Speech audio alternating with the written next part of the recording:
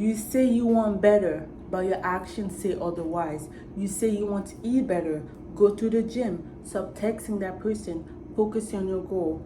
But then you skip, you scroll, you avoid, you procrastinate. That's not because you're lazy.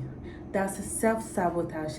In this video, I'm going to help you understand why you keep doing it even when you know better and how to stop that cycle. Self-sabotage isn't a lack of motivation. It's a conflict between a version of you who wants change and a version of you who's scared of it. And guess what? Your nervous system, your brain doesn't care about your goals. It only cares about what's safe. And what's safe is what's familiar. Even if what's familiar is chaos, junk food, toxic people, or staying small. You're not broken. You're just stuck in a nervous system that's afraid to grow. Let's say you decide you're finally going to stick to a morning routine. The first 3 days, the first 2 days, things are going great. You're waking up early, you're going to the gym, you're eating healthy. You feel happy in what you were doing. And then comes the 4th day or the 5th day, you overslept or you decide you're too tired to go to the gym, or your friend invited you to go out and you ended up in a fast food. When that happens, your brain, your nervous system goes, see, I told you we couldn't do this. Might as well give up. Or let's say you're someone who got into a relationship and things are going great, your partner is treating you good, but all of a sudden you get the urge to start a fight or to pull away. That's not because you're crazy. It's because a part of you doesn't know how to feel safe in peace. You're trying to protect yourself by sabotaging the very thing you want. Wired, right? So how do we stop it? Here are the steps that actually works. Self-sabotage always has a cue. Pay attention when you do the thing you swore you wouldn't do. What are you feeling in the moment? Usually it's fear, it's shame, it's unworthiness. It's really important in anything in life. If you want to change anything, if you want to go to the highest level, you have to pay attention. You have to have awareness to see what's stopping you. What's that feelings? What's the thought that's going on in your mind? Knowing this, it's going to be easier for you to catch it and then to be like, okay, this happened. This is all the fear that's coming out in my mind. This is how I'm feeling. Next time, this is what I know what to do. Step 2 is very important, and that is don't argue with yourself. Just interrupt the behavior. This is so important because some of us, I used to do this myself. I used to use my willpower trying to change what's happening. But I'm sorry to tell you this, your brain, your nervous system knows you more than you know yourself. So when you decide you're going to fire, it's just going to keep going stronger. And then at the end of the day, it's going to win and you're going to mess up whatever you are trying to do, okay?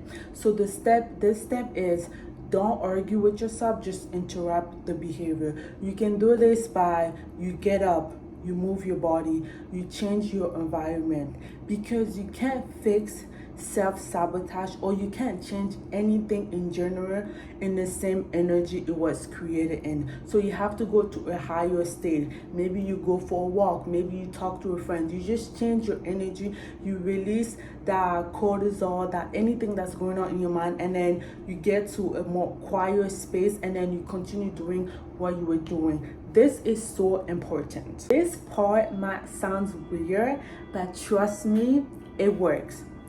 So when you want to give up, pause and ask yourself, what am I afraid of right now? The goal isn't to push through with willpower, because like I said, your brain, your nervous system knows you more than you know yourself. So the goal isn't to fight it. The goal is to pause and ask yourself, what am I afraid of right now? And also the goal is to bring safety to the part of you who's scared of it. Because like I said, self-sabotage isn't a lack of motivation. It's a conflict between the version of you who wants better, who wants to change, and another version of you who doesn't know, who's scared, who doesn't know what's going to happen after, who doesn't know how we're going to survive, because your brain goal is to keep you safe. So whenever you're trying to step out of something that you haven't done, that your brain doesn't know what's going to happen, happens, it's gonna stop you because it thinks you are in danger, but obviously you know that you're not in danger. So that's why you need to pause, you need to ask yourself, you need to reflect, and just bring love to yourself, calm down your nervous system, and just tell it everything is gonna be okay. Don't change your life overnight. I'm saying this because this is so important, especially with social media, with TikTok, with the 30-second video. People post how they quit their job, they now started social media, and then they got 1 million followers, and then they started making money, and we think that that's how it is in real life. Obviously, there's some case like that where people, as soon as they quit something, they start social media and they get a lot of followers and they start making money out of it, and things goes great for them. But it is not always like that. It takes time. Good things takes time. I'm sure you've heard this phrase before. Good things take time. That's why I want you to pick one habit, pick one action, and show your brain that this path is good. This path is gonna lead us to where we want to be. Because like I said earlier, your brain's goal is to keep you safe.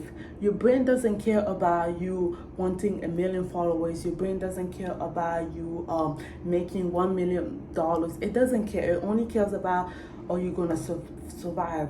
Because if you've been doing the same thing over and over for, let's say, for 20 years, you've been doing the same thing, and then when you decide you don't want to do that, your brain doesn't know that you're going to be safe, okay? And your brain is going to fight, is going to do everything that it can to block you from going to the next step. And that's where self-sabotage comes in, because there's one part of you that wants to change, that wants better, and then there's another part of you that doesn't know what's going to happen once we stop doing that step. So it is so important for you to not change your life overnight, because anything that comes in quick also leaves really quick. Okay, so you want to build that safety in yourself. You want to change those habits and not do it like overnight.